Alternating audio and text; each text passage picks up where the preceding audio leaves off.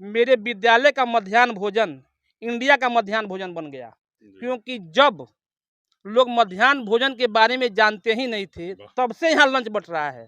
क्योंकि जितने भी गार्जियन मिलते हैं कहते हैं कि नहीं अप्रैल में अब साहू जैन में एडमिशन होगा, बहुत अच्छा पढ़ाई होता है, पूरा शोर है सर। हमारे यहाँ प्रैक्टिकल होता है प्रतिदिन, उसके बाद हमारे यहाँ जिम होता है, उसके बाद पुस्तकालय है, खुला रहता है, बच्चे उसमें किताब लेते हैं, पढ़ते हैं।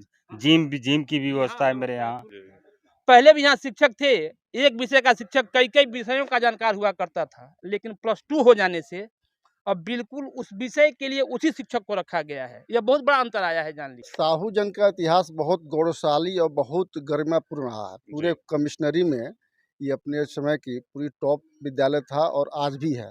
जैसे शंभू जी बहुत ही रिनाउंड पत्रकार हैं, इनका भी लगाव यहाँ से रहा है, तो जो लगाव इनका यहाँ से रहा है वही लगाव हमारा भी यहाँ से है। जो आप शब्द लाए हैं ब्रांड शब्द की उत्पत्ति अगर कही जाए ना, तो इस इलाके में उस ब्रांड शब्द की उत्पत्ति साहू जैन ही किया। अगर गुड़ कहीं है तो वो चींटी को बताने की जरूरत नहीं है कि यहाँ गुड़ है।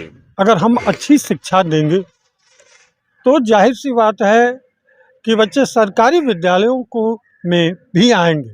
नमस्कार, मैं गोपालगंज के मीरगंज नगर मुख्यालय स्थित ऐतिहासिक साहू जन उच्च विद्यालय के प्रांगण में हूं और विद्यालय आज जो है एक बार पुनः अपने उपलब्धियों को लेकर के समूचे सारण प्रमंडल में चर्चा का विषय बना हुआ है। यहाँ के बच्चे और बच्चियां जो हैं लगातार विभिन्न क्षेत्रों में नाम रोशन कर रहे हैं, जिसको लेकर के आम लोगों का रुझान जो है एक बार पुनः सरकारी विद्यालयों की ओर बढ़ा है और लोगों का कहना है कि प्राइवेट विद्यालयों से बेहतर अब सरकारी विद्यालयों में पढ़ाई होने लगी है। हम सभी अपने बच्चों को सरकारी विद्यालयों में भेजें। बात जब साहूजन मीरगंज की होती है और मीरगंज के आसपास के गांवों में आदमी निकलता है, लोगों से बातचीत होती है, तो लोग कहते हैं कि साहूजन विद्यालय जो है ऐतिहासिक विद्यालय है और इस विद्यालय में वर्तमान परिवेश में वर्तमान समय में जो शिक्षक आए हैं वास्तव में बड़े लाजवाब हैं और सर्वगुण संपन्न हैं। ऐसे शिक्षकों की उपस्थिति में जो बच्चे तालीम हासिल करेंगे, शिक्षा ग्रहण करेंगे, निश्चित रूप से देश के विभिन्न क्षेत्रों में जाएंगे और देश की सेवा करें। विद्यालय है, आप देख सकते हैं जो बिल्डिंग आप देखेंगे ऐतिहासिक बिल्डिंग है और बिल्डिंग की दीवारों को जब आप देखेंगे तो इसकी मजबूती को जरा इधर दिखा दीजिए। विद्यालय की दीवारों पे आप गौर करेंगे, विद्यालय के भवन को देखेंगे तो अंदाजा लग जाएगा कि विद्यालय कितना पुराना और कितना ऐतिहासिक है।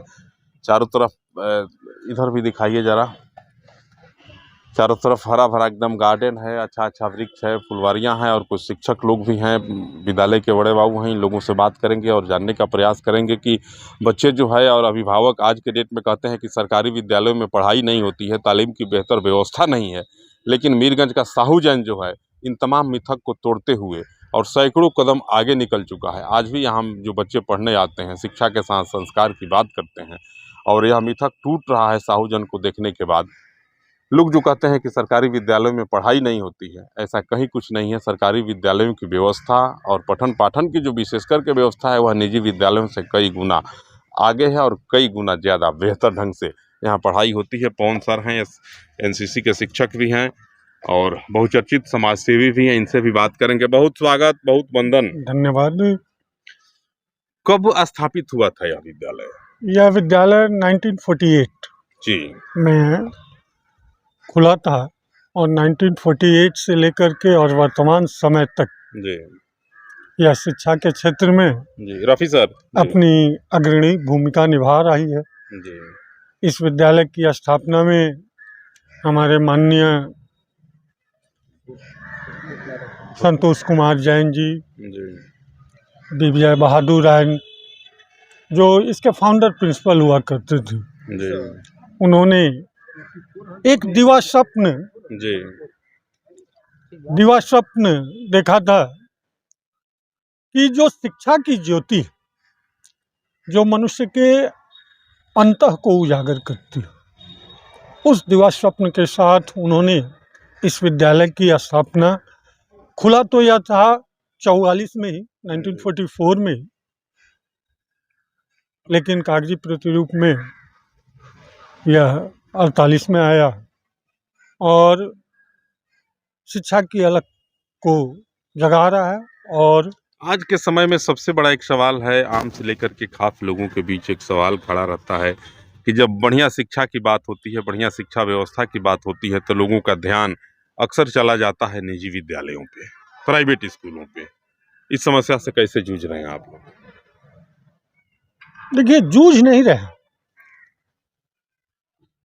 अगर हमारे पास क्वालिटी है, अगर गुण कहीं है, तो वो चींटी को बताने की ज़रूरत नहीं है कि यहाँ गुण है। जी अगर हम अच्छी शिक्षा देंगे तो जाहिर सी बात है कि बच्चे सरकारी विद्यालयों को में भी आएंगे। विद्यालय के बड़े बाबू हैं और किशोर सिंह जी, इनसे भी बात करते हैं। तब के साहूजन में और अब के साहूजन में क्या अंतर है? हमारे समझ से तो बहुत अच्छा है। जैसे क्या परिवर्तन हुआ? बहुत हमारे कुछ बदला यहाँ बदला सा दिखने लगा है अब। पहली घंटी से लेके 8वीं घंटी तक पढ़ाई होती है। जी गरीब बच्चों के लिए विशेष सुविधा है।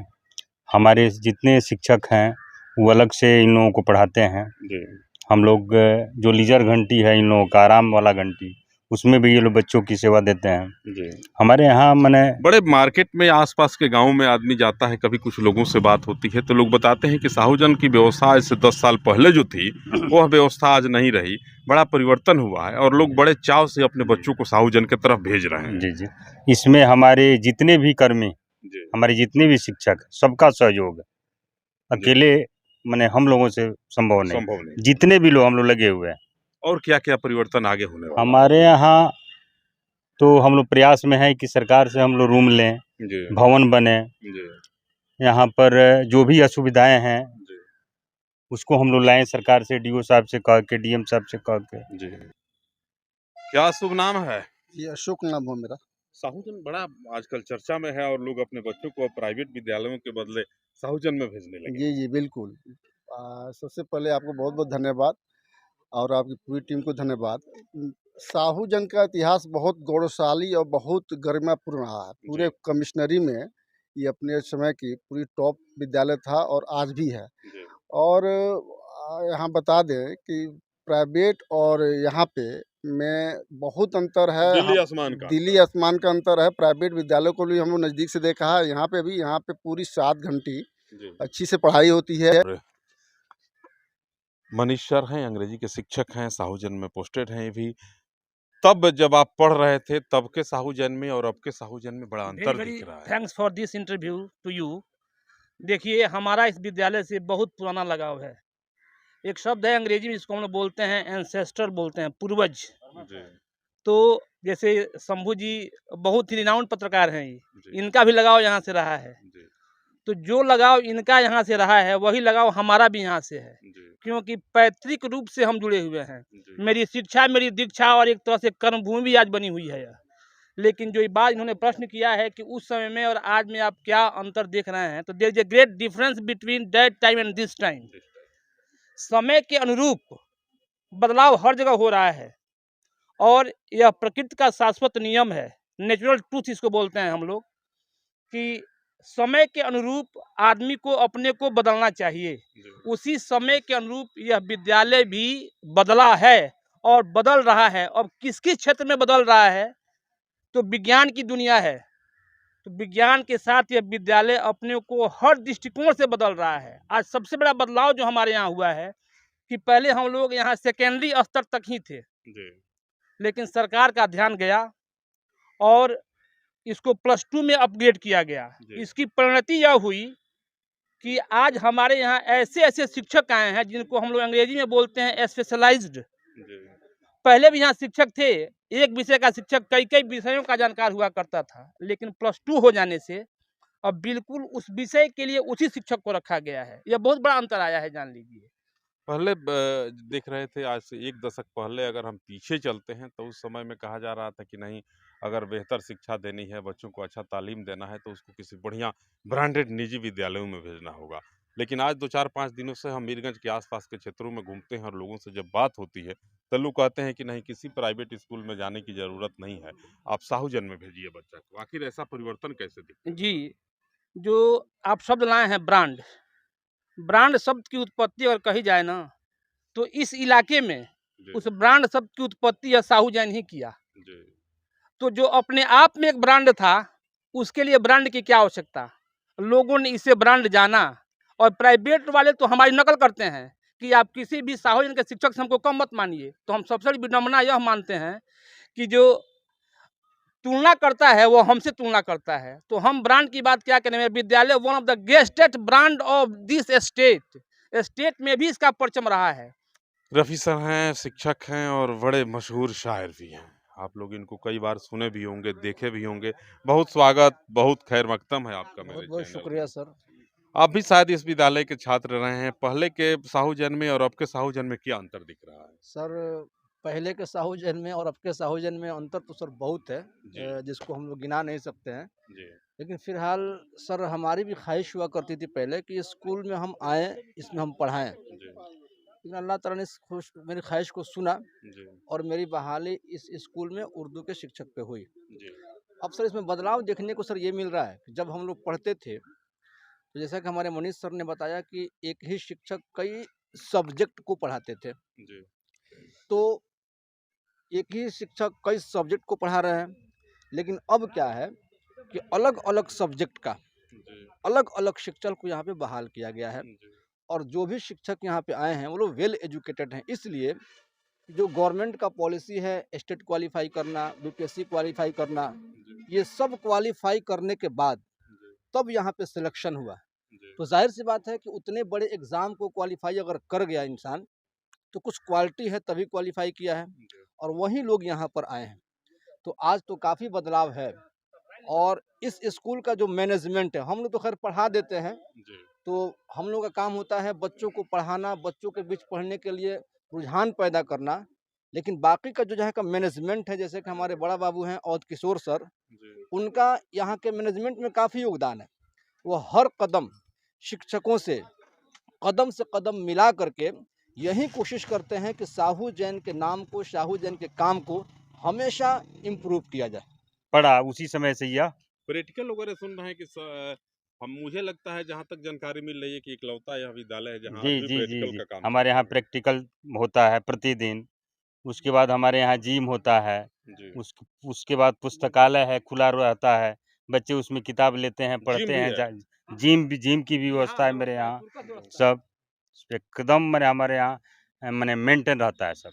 मध्याह्न भोजन पर जी, तो मैं आपसे एक बात कह दूं, ये तो छोटे मुंह बड़ी बात है, लेकिन मुझे लगता है कि मेरे विद्यालय का मध्याह्न भोजन इंडिया का मध्याह्न भोजन बन गया। जी, क्योंकि जब लोग मध्याह्न भोजन के बारे में जानते ही नहीं थे, वाह! तब से यहाँ लंच बट रहा है। किसी विद्यालय में जी व्यवस्था जी नहीं थी। जी बिल्कुल, उस समय से जब से मैंने इसका बर्थ जो कहा जाता है जन्म लेना, जब से जन्म हुआ उसी समय से यहाँ के फाउंडर प्रिंसिपल स्वर्गीय विजय बहादुर राय जी, उन्हें इस चीज़ को सोचा और उस समय की चीज़ जो आज से 60-70 साल पहले सोची गई थी, आज इंडिया गवर्नमेंट ने इसके बारे में सोचा है कि आज मध्याह्न भोजन दिया जाए। तो मैं सोच सकता हूँ कि हमारा विद्यालय कितना आगे रहा होगा उस समय और उससे आप तुलना कर लीजिए कि आज हम लोग कहाँ हैं। क्या नाम है? जी सर, मेरा नाम रंजीत कुमार सिंह है। शिक्षक है। जी, जी, मैं शिक्षक हूँ, नवनियुक्त शिक्षक हूँ और मेरा मैथ सब्जेक्ट से हुआ है। लेकिन इधर आसपास में घर है कहीं? जी, जी, मेरा यहाँ हथुआ में पड़ेगा, बड़ी-दौरिया पड़ेगा। जी। बड़ा परिवर्तन हो गया। जी, जी, सर, हम लोग आए हुए हैं तो हम लोग भी अपना पूरा ताकत लगा दी जी है। सर, पूरा प्रयास कर रहे हैं। बच्चे सब बोले कि सर गौवा मैथ में पे तो लोगवा कहता है कि सरकारी स्कूल में पढ़ाई नहीं होती है, प्राइवेट में भेजो। नहीं, इसको नहीं। कैसे रोकेंगे आप लोग? नहीं, नहीं सर, हम लोग जैसे एग्ज़ाम्पल एक बता रहे हैं, यहाँ पे संस्कृत का कोई टीचर नहीं है। जी, तो मैं जब फर्स्ट क्लास में गया तो बच्चे बोले कि सर संस्कृत का नहीं होता है। तो मैंने खुद संस्कृत में मैं खुद पढ़ाता हूँ संस्कृत, वाह! क्योंकि यहाँ संस्कृत का कोई टीचर नहीं है। जी, तो बच्चों का मतलब ये भविष्य को देखते हुए हम लोग खुद मतलब हर सब्जेक्ट से कहीं से भी कोई दिक्कत हो हम लोग पढ़ाने के लिए तत्पर रहते हैं बाज हमेशा। नहीं आते हैं। जी, हमेशा एकदम तैयार रहते हैं। आइए सर से एक बार और बात करते हैं। बड़ा शोर है, लेकिन सबसे बड़ा एक सवाल है कि लोगों के मन में जो भाव है कि बचवा को प्राइवेट स्कूल में भेजेंगे, उसको पढ़ा के आईएएस, आईपीएस बनाना है। प्राइवेट विद्यालयों की तरफ जो रुझान है, उसको कैसे रोका जाए? अब साहूजन सर ये रुझान ठीक वो खत्म मने मन में जो भाव है कि प्राइवेट में हम भेजेंगे, यह मने खत्म हो गया है। जी, क्योंकि जितने भी गार्जियन मिलते हैं जी, कहते हैं कि नहीं अप्रैल में अब साहू जैन में एडमिशन होगा, बहुत अच्छा पढ़ाई होता है। पूरा शोर है सर। अब तक कितने लोग बताते हैं, कई बच्चे देश के विभिन्न क्षेत्रों में जाकर के सेवा दे रहे हैं, मीरगंज और जी। साहूजन का नाम रोशन कर रहे हैं। जी, जी। वह ज़माना फिर कब और कितने दिनों में आ जाएगा कि यहाँ के बच्चे देश दुनिया में नाम रोशन करने हम लोग सर लगेंगे? शुरुआत कर दिए हैं। मेरे यहाँ डीएसपी अभी बने हैं, अभी डॉक्टर बने हैं। जी, जी, हमारे यहाँ एक से एकाल अभी पदाधिकारी हैं। अभी हमारा विद्यार्थी यूएसए में है। जी, शशि रंजन यहीं का प्रोडक्ट है और जी। वह यूएसए में है। और प्रत्यक्ष के लिए प्रमाण की आवश्यकता नहीं होती है। समय 2 बज रहा है। आप अपने कैमरा को घुमा करके देख सकते हैं और क्लास भी देख सकते हैं जी। कि किस प्रकार से चल रहे हैं। इस भ्रम को अब तोड़ देगा साहूजन की नहीं प्राइवेट विद्यालयों में अच्छा पढ़ाई होता है और सरकारी में अच्छा पढ़ाई नहीं होता। जी हाँ, साहूजन इसकी ओर बढ़ने लगा है अब। तो अब साहूजन तो एक शुरू से ही ऐसा था। अब तो ये मिथक देख रहे हैं कि आप लोग तोड़ने लगे हैं कि निजी विद्यालयों में पढ़ाई होती है और सरकारी विद्यालयों में पढ़ाई नहीं होती है। गाँव के लोग भी कहने लगे हैं कि नहीं, अब बच्चों को साहूजन में ही जी भेजें। सर। सर, ये हम लोग का पूरा प्रयास है, यहाँ पे पूरे शिक्षकों का प्रयास है कि बच्चों के अंदर वो हम लोग क्वालिटी पेश करें, वैसे हम लोग पढ़ाएँ, ताकि बच्चों के दिमाग से प्राइवेटाइजेशन वाली बात दिमाग से निकल जाए और वो समझें कि साहूजन सबसे बेस्ट है। देख सकते हैं साहूजन, और साहूजन जो है यूं कहें कि उत्तर बिहार का एक बड़ा ऐतिहासिक और सम्मानित विद्यालय है। आज़ादी के पहले स्थापित इस विद्यालय से न जाने देश के विभिन्न क्षेत्रों में कितने वैसे बच्चे गए, मीरगंज और आसपास के कितने वैसे लाल गए जो आज सुरक्षा, शिक्षा, चिकित्सा, कृषि के अलावा कई अन्य क्षेत्रों में सेवा दे रहे हैं। साहूजन के साथ साथ पूरे मीरगंज का नाम देश और दुनिया में रोशन कर रहे हैं। बाकी आप तस्वीरों में बने रहेंगे, और आपसे भी निवेदन करता हूँ कि आपके बच्चे अगर पढ़ने वाले हैं तो आप यह भ्रम तोड़ दें, इस मिथक से बाहर निकलें कि पढ़ना है, पढ़ाना है तो निजी विद्यालयों का रुख करना होगा। आप इस मिथक से बाहर निकलिए, इस भ्रम के भंवजाल से बाहर निकलिए और आप निश्चित रूप से आइए साहूजन में, और आपको यहाँ देखने को मिलेगा कि सरकारी विद्यालयों में कितनी अच्छी व्यवस्था है और कितना सुंदर पढ़ाई होता है। जब आप देखेंगे तो आपके पैरों तले ज़मीन खिसक जाएगी। इतनी सुंदर व्यवस्था और इतना सुंदर अनुशासन आप जब देखेंगे मेरे पीछे चारों तरफ, तो एक बच्चा कहीं आपको घूमते हुए नज़र नहीं आएगा।